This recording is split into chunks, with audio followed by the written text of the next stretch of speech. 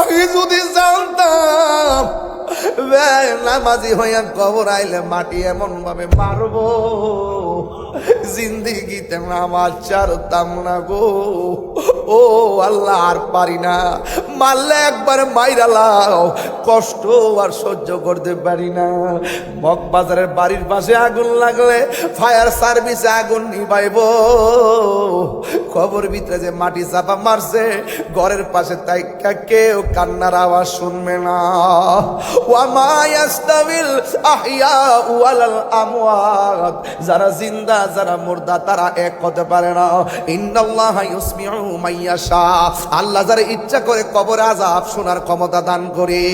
ওই মানুষগুলো কবরের ভিতরে এমন ভাবে কাঁদবে, আল্লাহর ডাক দিয়া বলবে, আল্লাহ বেনামাজি হইয়া কবর আইলে যদি এমন শাস্তি জানত আর কোনোদিন নামাজ ছাড়তাম না, আবার দুনিয়াতে পাঠাও। আল্লাহ কয় না না, সুম্মা ইউমীতুকুম সুম্মা ইউহয়ীকুম সুম্মা ইলাইহি তুরজাউন। আল্লাহ রাব্বুল আলামিন বলেন, আমি আল্লাহ তোরে মরণ দেওয়ার পরে জীবন দিয়েছি, এই জীবনের পর আর কোনো মরণ নাই। সুম্মা ইলাইহি তুরজাউন, তোমরা আমার কাছে ফিরে আসছো।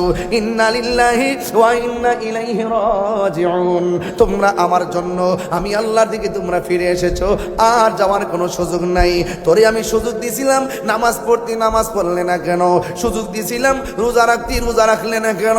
সুযোগ দিছিলাম যাকাত দিতে, যাকাত দিলি না কেন? এখন আমি আল্লাহর ধরা নরম না।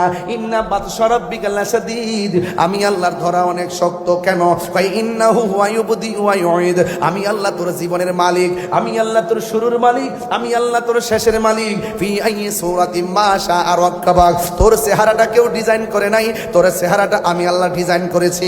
এই ডিজাইনের ভিতরে কপালটা দিয়েছিলাম শুধুমাত্র মাঝে মাঝে আইসা আমি আল্লাহর কদমে একটু সেজদা দিতি। তুই যদি সেজদাটা মারতি, তুই যদি